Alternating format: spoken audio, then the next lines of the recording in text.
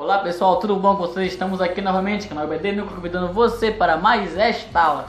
Fique conosco até o final desse vídeo, certo? Que vai ser bênção para a sua vida. Queremos desde já pedir que você não se esqueça de deixar o seu like, o seu comentário e de compartilhar este vídeo. Compartilhe nas suas redes sociais, compartilhe nos seus grupos de WhatsApp para que mais vidas sejam alcançadas pelo poder da palavra de Deus. E queremos agradecer também a todos os nossos inscritos, aqueles que têm curtido, compartilhado e comentado. Queremos agradecer a todos de todo o nosso coração e também não podemos esquecer de todos os nossos patrocinadores, entre estes Chiquinho Sorvetes, que fica ali no Complexo do 8, ali na cidade Nova 8, lá que há uma grande variedade de sorvetes. Procure Chiquinho Sorvetes. Queremos também agradecer a Lírio de Recepções, que tem nos apoiado com muito carinho e com muito amor, que se encontra ali na cidade de Nova 7, WE 80, número 641, nos Altos. Procure Lírio de Recepções e seja abençoado.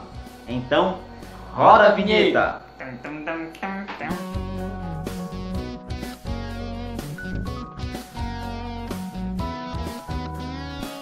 Bom pessoal, antes da gente entrar para a lição, eu quero fazer ênfase. Nós estamos aqui com o livro do Avivamento da Rua Azusa e o canal está com uma série sobre a história do avivamento pentecostal. Então você que ainda não viu, visite lá a série História do Avivamento Pentecostal e seja abençoado, tá?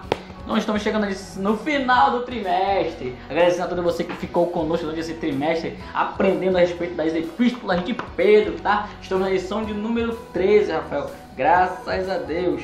Queremos já convidar você que ficou conosco durante esse trimestre a continuar conosco nesse trimestre que se iniciará na próxima semana, tá? Lição de número 13 com o tema A Vinda do Senhor, a nossa suprema esperança. O texto do dia diz o seguinte: o Senhor não retarda a sua promessa, ainda que alguns a tenham por tardias, mas é longânimo para convosco, não querendo que alguns se percam, senão que todos venham a arrepender-se. 2 Pedro, capítulo de número 3, versículo de número 9. E a síntese. Embora os descrentes zombem da promessa da volta de Jesus, os cristãos confiam na sua promessa e aguardam esperançosamente a sua vinda. Texto bíblico se encontra lá em 2 Pedro, capítulo de número 3, do versículo 1 até ao versículo de número 10. Como introdução, temos que entender já o quê? Que hoje, graças a Deus, estamos finalizando a mais um trimestre e também estamos finalizando a segunda epístola que o apóstolo Pedro escreve. E aqui nesta segunda epístola nós vamos poder entender, compreender nesta aula, neste vídeo, o seguinte, que o apóstolo Pedro faz menção da nossa suprema esperança. E o que é a nossa suprema esperança? É exatamente a respeito da volta do Senhor e Salvador Jesus Cristo. Lá em 1 Pedro, o apóstolo Pedro incentivou os seus leitores a permanecerem firmes diante das lutas. Agora em 2 Pedro, o apóstolo Pedro tenta manter dentro do coração dos seus leitores a respeito da suprema volta do nosso Senhor e Salvador Jesus Cristo. E hoje estaremos falando exatamente sobre isso, sobre a vinda do Senhor, que é a nossa suprema esperança, como diz o título da nossa lição. Primeiro tópico, aqueles que zombam da vinda de Cristo. Bom, o primeiro subtópico ele diz também assim, os escarnecedores dos últimos dias. Dando ênfase, nós iremos iniciar comentando a partir do versículo 3, porém os dois primeiros versículos do capítulo 3, que já foi citado como texto bíblico, despertar o ânimo sincero dos crentes e fazer acordar a mente de seus leitores, trazer o despertamento e fazer com que eles lembrassem-se do que é principal para nós, não podemos esquecer, que é a promessa da vinda do Senhor. Ao que, a partir do versículo de número 3, ele começa a citar estes que escarneciam da promessa da volta de Cristo. Eles zombavam e diziam que Cristo não havia voltado. Se Cristo não havia voltado até o presente momento, então ele não mais voltaria. E isso fazia com que eles escarnecessem. Bom, estas pessoas... E o texto dá ênfase também à referência últimos dias. Esses últimos dias que se iniciaram desde o nascimento, a crucificação de Jesus, vem até os dias atuais, que é o dia da sua volta. Então, eles pegaram este momento e fizeram essa chacota de que ele não mais voltaria. Diga-se de passagem, o Valmir deixa claro que durante este intervalo de tempo, nós entendemos que muitos rirão da promessa da verdade. e deixou bem específico a citação de 1 Timóteo capítulo número 4, versículos 1 e 2, e também de 2 Timóteo capítulo 3, versículos do 1 ao 9, que fala a respeito de pessoas que zombando e chacoteando da vinda de Cristo. Quanto nós não temos visto isso? Programas televisivos abordarem isso, piadas, etc. Em qualquer segmento alguém zomba da vinda de Cristo. Isto também aponta para um sinal de que ele está voltando. O subtópico 2 do texto, que fala sobre o raciocínio herético, eles zombavam, ainda puxando o ênfase do primeiro subtópico, eles zombavam e questionavam se ele iria voltar ou não, indo contra a palavra de Deus, indo contra as palavras de Cristo, o qual ele deixou claro que voltaria. E eu destaco João capítulo 14, que diz que ele diz que eu vou, mas voltarei e vos levarei para mim mesmo, para que onde eu estiver, estejais vós também. Então, nós estamos debaixo dessa promessa, nós cremos, é isso que nos move como cristãos. Então, eles pegavam essa promessa e escarneciam, diziam, ele não vai voltar. Bom, e dentro do versículo de número 4 do texto do dia, eles são tão irônicos que eles chegam a dizer que desde que tudo que Deus criou continua do mesmo jeito, isso apontando para uma questão de naturalismo, que é a ideia de que Deus ele criou tudo e deixou a seu bel prazer e não mudou-se nada.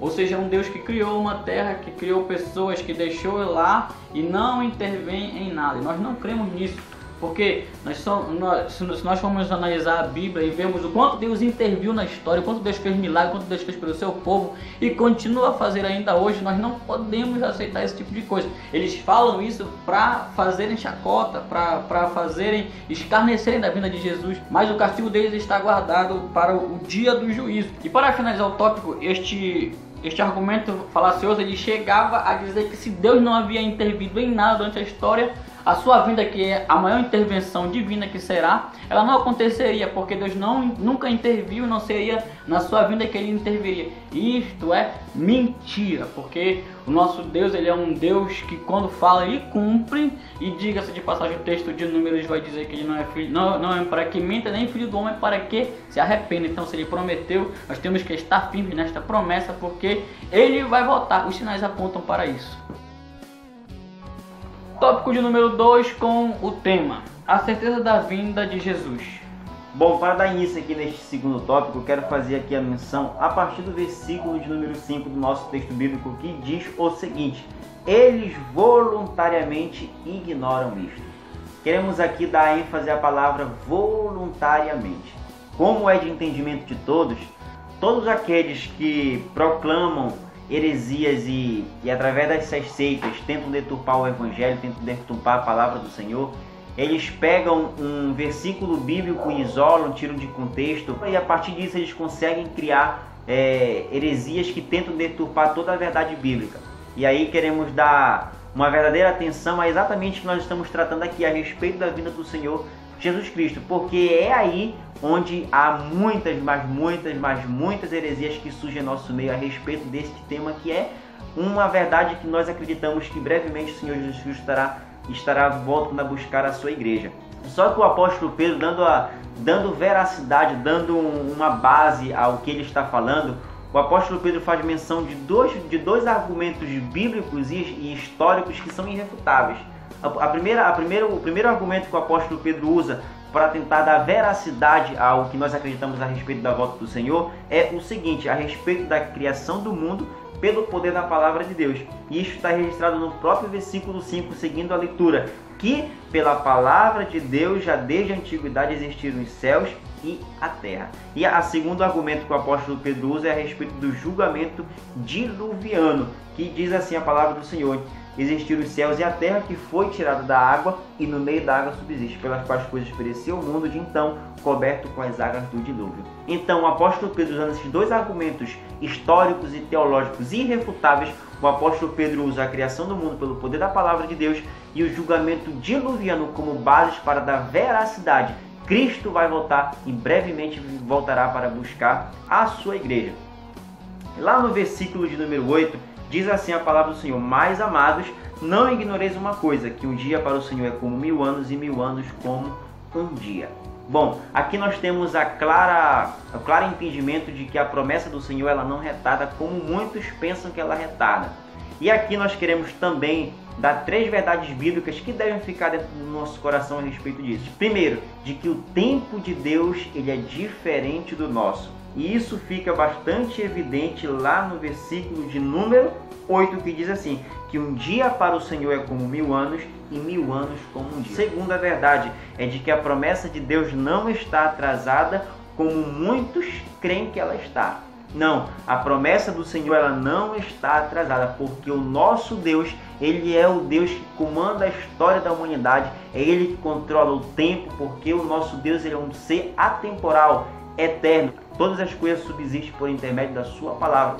E o terceiro ponto das características, das verdades que devem ficar no nosso coração, que o apóstolo Pedro faz menção, é que o Senhor ele é longânimo e está dando oportunidade para que os pecadores se arrependam. O apóstolo Paulo também fala isso lá em 1 Timóteo, capítulo 2, versículo 4, em que ele escreve o seguinte: o qual deseja que todos os homens sejam salvos e chegam ao pleno conhecimento da verdade. Para finalizar a respeito da volta do Senhor Jesus Cristo, nós temos que ter também em mente 2 coisas. Que a respeito da vinda do Senhor Jesus Cristo, a respeito do arrebatamento da Igreja do Senhor, existem 2 pensamentos, existem 2 correntes, podemos assim dizer, que tentam deturpar essa verdade bíblica. A primeira é aqueles que descreem completamente a respeito da volta, que não creem em hipótese alguma que Cristo vai voltar, porque eles acreditam que isso é uma mentira. Segundo é completamente o oposto. O oposto que diz que alguns ditos estudiosos tentam dar uma data exata a respeito da volta do Senhor. Nós entendemos que, como o próprio Senhor Jesus Cristo disse lá em Mateus capítulo 24, versículo 36, que nem o dia, nem os anjos do céu sabem, nem o próprio Filho sabe, senão o próprio Deus. Então, se nem o Filho sabe, nem os próprios anjos também sabem, como é que os homens tentam dar uma data exata a respeito da volta do Senhor? Então aqui temos que ter cuidado tanto com a descrença total na vinda de Cristo, quanto também temos que ter cuidado com o espiritualismo escatológico, como diz o Valmir Nascimento. Então, dando os parâmetros a respeito desses 2 posicionamentos bíblicos, desses 2 posicionamentos que são antibíblicos, nós temos aqui uma clara alusão de que, como o apóstolo Pedro diz, dando ênfase de que a volta do Senhor Jesus Cristo ela é verdadeira e brevemente acontecerá. Vamos lá, tópico de número 3 com o tema Preparando-se para a vinda do Senhor. Primeiro subtópico a respeito do alerta. Claro, de que forma posso me preparar para a volta do Senhor? Estando alerta. Estando alerta a respeito da vinda do Senhor. Uma vez que a vinda do Senhor ela é certa, como nós já falamos, resta ao crente ter uma vida diligente, aguardando o glorioso dia do Senhor que virá como ladrão de noite. É claro que o apóstolo Pedro diz lá no versículo 10 do nosso texto bíblico: mas o dia do Senhor virá como o ladrão. Então, tendo esta informação, nós sabemos que há uma necessidade de todos nós estarmos alerta a respeito da vinda do Senhor Jesus Cristo. E já fazendo uma menção do terceiro subtópico que diz sobre a respeito da nossa responsabilidade. É claro que todos nós crentes na pessoa do Senhor Jesus Cristo pesa sobre nós uma responsabilidade de nós nos mantermos firmes, fiéis na presença do Senhor, porque brevemente o Senhor voltará para buscar a sua igreja. Uma vida moral e ética não se adquire instantaneamente após a conversão. Antes, é um modo de vida consistente e cotidiano alcançado gradualmente. Então aqui há uma grande responsabilidade que pesa sobre as nossas vidas como crentes a respeito da vinda do Senhor Jesus Cristo. Estejamos alertas, porque uma responsabilidade pesa sobre as nossas costas, porque brevemente o Senhor voltará para nos buscar. Perfeito. Falando um pouco sobre a conduta, e que conduta é esta que nós temos que ter diante da volta de Jesus? Não é de qualquer maneira, nós precisamos tomar uma postura, não uma postura passiva de eu vou esperar Jesus voltar e acabou. Não, nós temos que ter postura. Entre algumas referências que o autor deixou claro aqui, nós temos Romanos 13, do 11 ao 14, que fala a respeito de um despertar, estar despertados, como já foi mencionado a respeito do ladrão. O texto fala do ladrão vindo, então para esperar este tem que estar despertado. 2 Coríntios capítulo 5, versículos do 1 ao 11, fala a respeito das vestes santas, purificadas. 1 Tessalonicenses capítulo 5, versículos de número 1 a 11, que fala a respeito de não dormir, estar despertado. Então, estas falam a respeito da conduta nossa diante da volta de Jesus. Ei, anote isso, não se esqueça disso, esteja com uma conduta correta diante de Cristo, para que no grande dia nós subamos para as montanhas celestiais e vai acabar toda fome, choro e sofrimento e estaremos para sempre com Cristo na glória. Amém. Amém. E para finalizar, queremos aqui fazer menção de Mateus capítulo de número 25, nas parábolas das 10 virgens são como as 10 virgens prudentes, que além das lâmpadas acesas, levaram azeite consigo, preparando-se para a chegada do noivo. Devamos ser como estas 5 noivas que guardam azeite, porque brevemente o Senhor voltará para buscar essa igreja. Deixamos esta última referência para a nossa reflexão. Bom, pessoal, muito obrigado a você que ficou conosco até o final desse vídeo. Não se esqueça, novamente eu vou lembrar, deixe seu like, seu comentário, compartilhe este vídeo. E desde já fica o nosso convite para o próximo trimestre. Estaremos iniciando a edição nova, olha, Poder, Cura e Salvação, o Espírito Santo agindo na igreja em Atos. Então você é nosso convidado especial, continue conosco, você participa desse projeto conosco e que Deus vai abençoar muito você, tá? E não se esqueça, EBD Núcleo priorizando a palavra.